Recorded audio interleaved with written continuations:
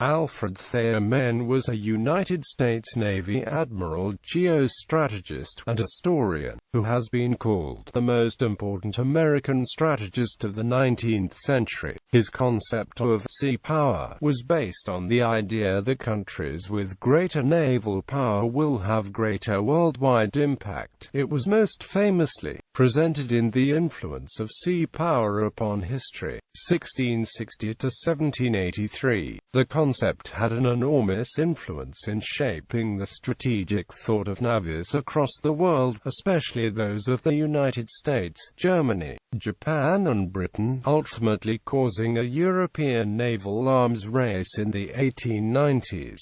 His ideas still permeate the U.S. Navy doctrine. Several ships have been named as the USS Mahan, including the lead vessel of a class of destroyers.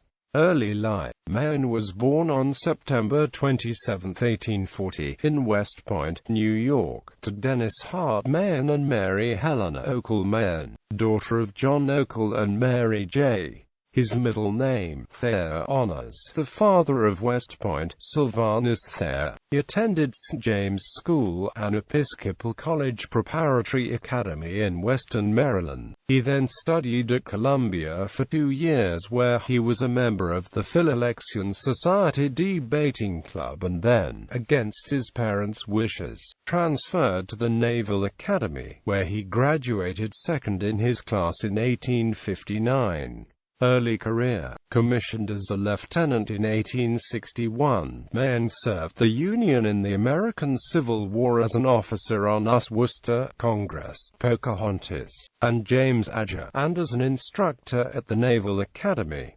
In 1865, he was promoted to lieutenant commander, and then to commander and captain. As commander of the USS Wachusett, he was stationed at Culloa, Peru, protecting U.S. interests during the final stages of the War of the Pacific. Despite his success in the Navy, his skills in actual command of a ship were not exemplary, and a number of vessels under his command were involved in collisions with both moving and stationary objects. He had an affection for old square-rigged vessels and did not like the smoky, noisy steamships of his time. He tried to avoid active sea duty. Nevertheless, the books he wrote ashore made him arguably the most influential naval historian of the period.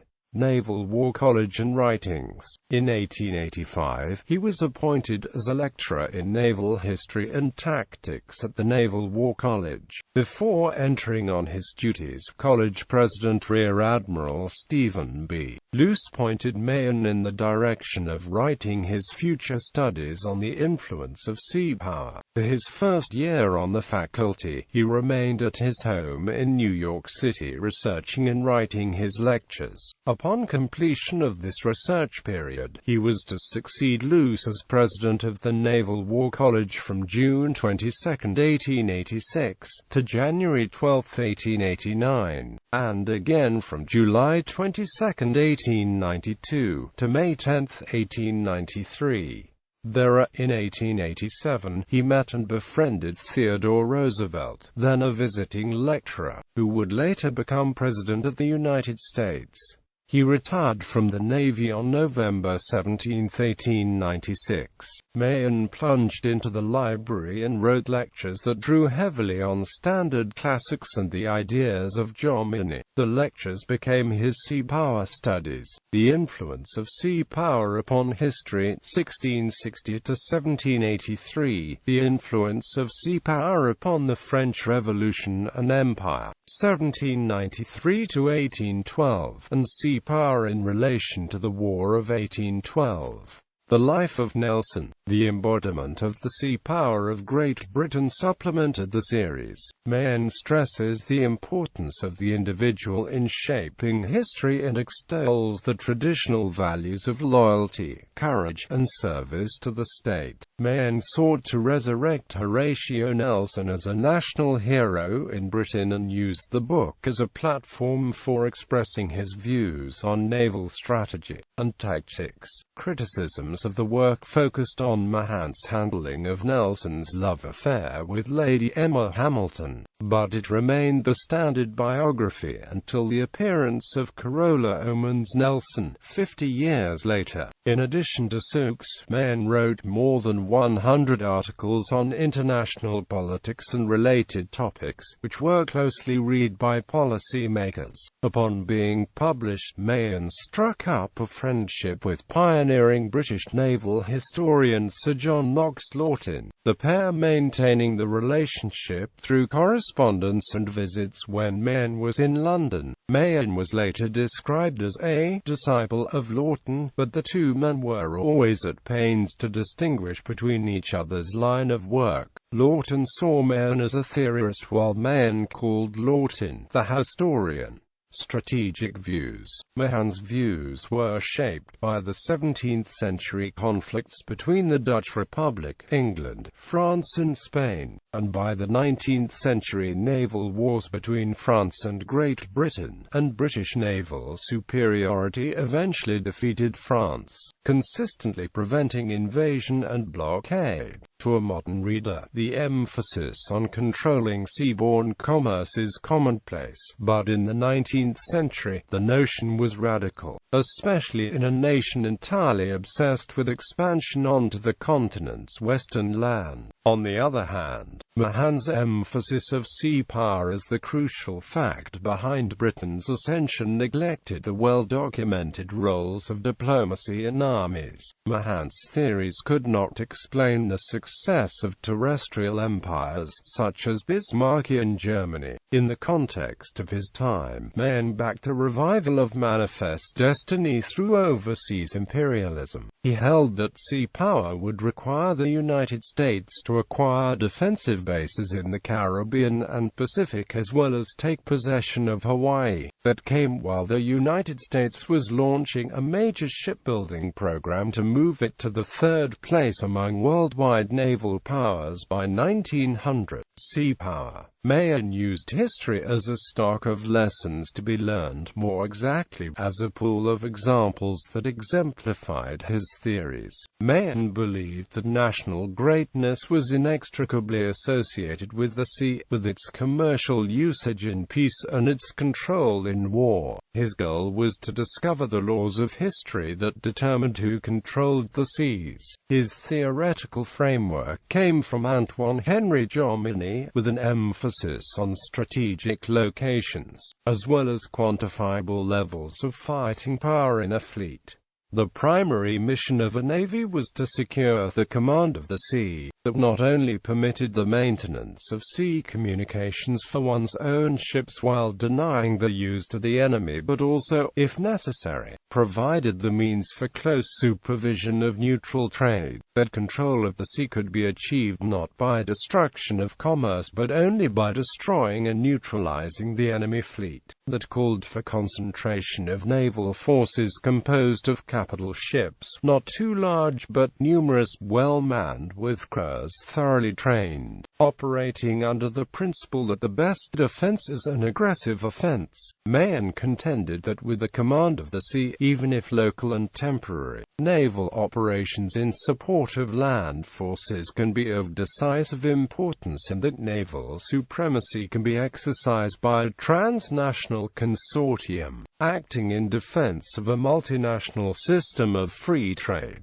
His theories, written before the submarine became a factor in warfare against shipping, delayed the introduction of convoys as a defense against German U-boats in World War I. By the 1930s, Navy was building long-range submarines to raid Japanese shipping, but the Japanese, still tied to Mahan, designed the submarines as ancillaries to the fleet and failed to attack American supply lines in the Pacific in World War II. Mahan argued that radical technological change does not eliminate uncertainty from the conduct of war, and so a rigorous study of history should be the basis of naval officer education. Sumida argues Mahan believed, firstly, that good political and naval leadership was no less important than geography when it came to the development of sea power. Secondly, his unit of political analysis insofar as sea power was concerned was a transnational consortium, rather than the single nation-state. Thirdly, his economic ideal was free trade rather than autarky. Fourthly, his recognition of the influence of geography on strategy was tempered by a strong appreciation of the power of contingency to affect outcomes. Mahan prepared a secret contingency plan of 1890 if war should break out between Britain and the US.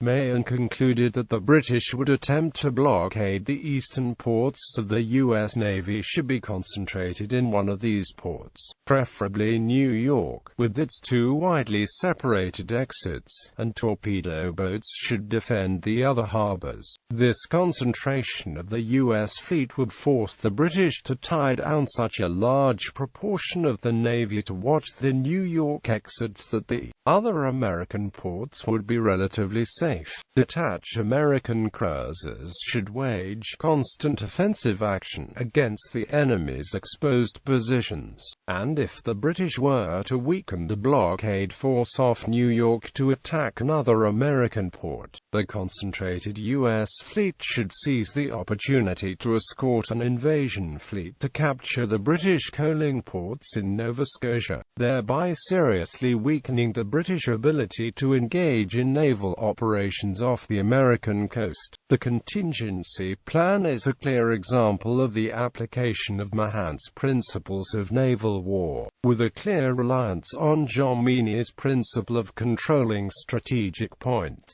Mahan was a frequent commentator on world naval, strategic, and diplomatic affairs. In the 1890s, he argued that the United States should concentrate its naval fleet and obtain Hawaii as a hedge against Japanese eastward expansion, and that the U.S. should help maintain a balance of power in the region in order to advance the principle of the open door policy, both commercially and culturally. Mahan represented the U.S. at the first international conference on arms control that was initiated by Russia in 1899. Russia sought a freeze on arms, to keep it from falling behind in Europe's arms race. Other countries attended in order to mollify various peace groups. No significant arms limitations agreements were reached. A proposal on neutral trade rights was debated but ruled out of order by the Russians. The only significant result of the conference was the establishment of an ineffective permanent court of arbitration at The Hague. Impact. Timeliness contributed no small part to the widespread acceptance and resultant influence of Mahan's views. Although his history was relatively thin, the vigorous style and clear theory won widespread acceptance of navalists across the world. Sea power supported the new colonialism which was asserting itself in Africa and Asia, given the very rapid technological changes underway in propulsion, ordnance, and armor, and the emergence of new craft such as destroyers and submarines. Mahan's emphasis on the capital ship and the command of the sea came at an opportune moment. Mahan's name became a household word in the German Navy, as Kaiser Wilhelm II ordered his officers to read Mahan, and Admiral Alfred von Tirpitz used Mahan's reputation to finance a powerful surface fleet. Tirpitz, an intense navalist who believed ardently in Mahan's dictum that whatever power rules the sea also ruled the world, had the influence of sea power upon history translated into German in 1898 and had 8,000 copies handed out for free as a way of pressuring the Reichstag to vote for the first Navy bill. Tirpitz used Mahan not only as a way of winning German public opinion over to navalism but also as his guide to his strategic thinking. Before 1914, Tirpitz completely rejected Garde-Corps as a strategy as Mahan was against Garde-Corps, and he instead embraced Mahan's ideal of a decisive battle of annihilation between two fleets as the way to win Germany command of the seas. Tirpitz always planned for the High Sea Fleet to win the Entscheidungsschlacht against the British Royal Navy somewhere in the waters between Helgoland and the Thames to win the right world power status, a strategy that he based upon his reading of the influence of sea power upon history. Between 1890 and 1915, Mahan and British Admiral John Fisher faced the problem of how to dominate home waters and distant seas, with naval forces not strong enough to do both. Mahan argued for a universal principle of concentration of powerful ships in home waters, and he minimized strength in distant seas. However, Fisher reversed Mahan by using technological change to propose submarines for defense of home waters and mobile battle cruisers for protection of distant imperial interests. The French were less susceptible to Mahan's theories. French naval doctrine in 1914 was dominated by Mahan's theory of sea power and so was geared toward winning decisive battles and gaining mastery of the seas.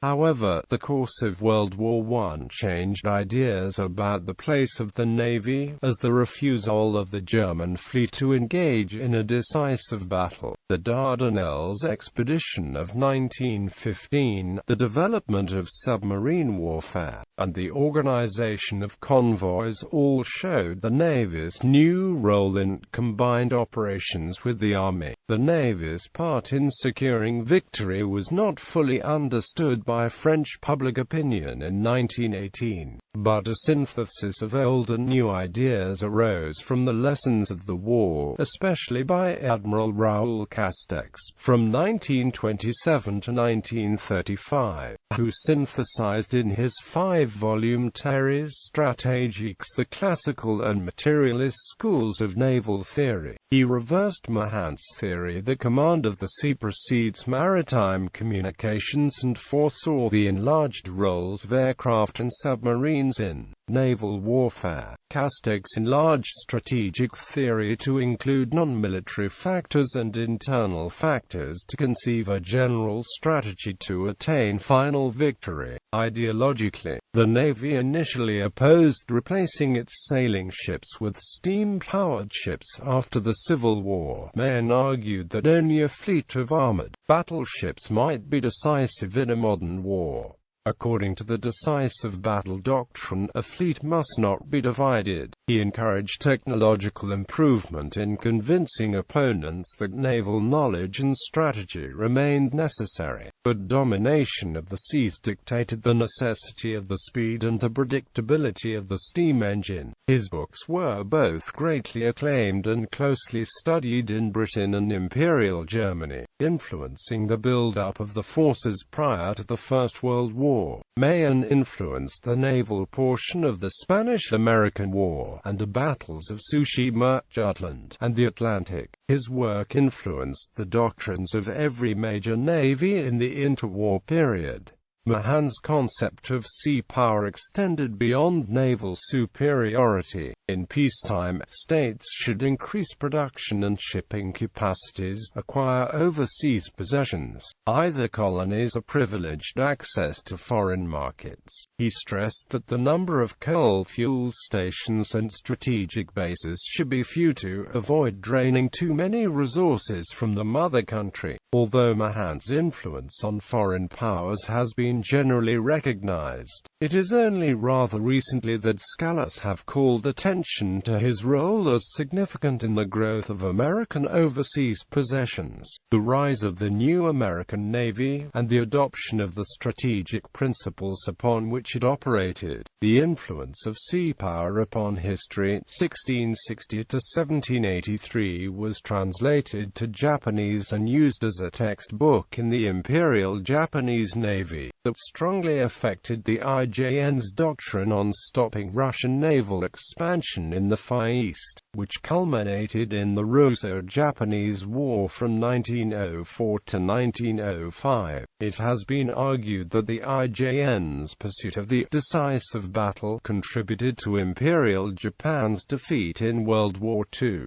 The development of the submarine and the aircraft carrier, combined with advances in technology, largely rendered obsolete the doctrine of the decisive battle between fleets. However, the IJN did not adhere entirely to Mahan's doctrine, as their forces were often tactically divided, particularly in the extensive division of warships in complicated arrangements during the attack on Pearl Harbor and the Battle of Midway. Later life. Between 1889 and 1892, Mahan was engaged in special service for the Bureau of Navigation, and in 1893 he was appointed to command the powerful new protected cruiser Chicago on a visit to Europe, where he was received and feted. He returned to lecture at the War College and then, in 1896, he retired from active service, returning briefly to duty in 1898 to consult on naval strategy for the Spanish-American War. Mahan continued to write voluminously and received honorary degrees from Oxford, Cambridge, Harvard, Yale, Columbia, Dartmouth, and McGill. In 1902, Mahan popularized the term Middle East, which he used in the article The Persian Gulf and International Relations, published in September in the National Review. Mahan became Rear Admiral in 1906 by an act of Congress promoting all retired captains who had served in the American Civil War. At the outbreak of World War I, he initially engaged in the cause of Great Britain, but an order of President Woodrow Wilson prohibited all active and retired officers from publishing comments on the war. Death. Mahan died in Washington, D.C., of heart failure on December 1, 1914, a few months after the outbreak of World War I. Family. Alfred Thayer Mahan married Ellen Lyle Evans in June of 1872 and had 2 daughters and 1 son. Legacy. The United States Naval Academy's Mahan Hall was named in his honor, as was Mahan Hall at the Naval War College. Mahan Hall at the United States Military Academy was named for his father Dennis Hart Mahan. A.T. Mahan Elementary School and A.T. Mahan High School at Keflavik Naval Air Station in Iceland were also named in his honor. A U.S. Naval Sea Cadet Corps unit in Albany, New York, is honored with his name as the Mahan Division, also named after the U.S. Mahan. Mahan Road was an entrance to the former Naval Ordnance Laboratory in White Oak, MD. The facility is now the headquarters of the FDA, but the road has not been renamed. Dates of rank. Acting Midshipman the 30th of September 1856, Midshipman the 9th of June 1859, Lieutenant the 31st of August 1861, Lieutenant Commander the 7th of June 1865, Commander the 20th of November 1872, Captain the 23rd of September 1885. Retired list the 17th of November 1896. Rear Admiral on the retired list 1906. Awards. Civil War Campaign Medal, Spanish Campaign Medal. Works. The Gulf and Inland Waters. The Influence of Sea Power Upon History, 1660 to 1783. The Influence of Sea Power Upon History, 1660 to 1805. The Influence of Sea Power Upon History, 1660 to 1783. The Influence of Sea Power Upon the French Revolution and Empire, 1793 to 1812. At Archive. Mahan, Alfred Thayer, Admiral Farragut, D. Appleton and Company, New York. p. 333. URL. The Future in Relation to American Naval Power. Harper's New Monthly Magazine, October 1895. The Life of Nelson, the Embodiment of the Sea Power of Great Britain. The Life of Nelson, Volume 1 by A. T. Mahan at Project Gutenberg. The Life of Nelson, Volume 2 by T. Mahan at Project Gutenberg. The Interest of America in Sea Power, Present and Future. Lessons of the War with Spain, and other articles. The Problem of Asia and Its Effect Upon International Policies. Story of the War in South Africa 1899–1900 online. Types of naval officers drawn from the history of the British Navy online. See power in its relation to the War of 1812. American Library Association. Reflections, Historic and Other, suggested by the Battle of the Japan Sea. Proceedings Magazine, June 1906, United States Naval Institute. From Sail to Steam, Recollections of Naval Life. Naval Administration and Warfare, Some General Principles, with other essays. The Harvest Within, Thoughts on the Life of the Christian. Naval Strategy, compared and contrasted with the principles and practice of military operations on land. Armaments and Arbitration, or the Place of Force in the International Relations of States. The Major Operations of the Navies in the War of American Independence at Project Gutenberg. The Harvest Within, Thoughts on the Life of the Christian. The Major Operations of the Navies in the War of American Independence. In Fiction. In 1901, An Alternate History by Robert Conroy, the main character is a young United States Army officer named Patrick Mahan, a fictitious nephew of Admiral Mahan, who himself appears briefly in the story as well. In Harry Turtledove's Southern Victory, another alternate history, Mahan is frequently mentioned but never appears. He is spoken of as having been President of the United States from 1889 to 1897, and the Mahan bedroom is one of the most famous rooms in the Powell House in Philadelphia, which became the presidential residence when the government all but evacuated Washington, D.C. It is analogous to the Lincoln bedroom of the White House.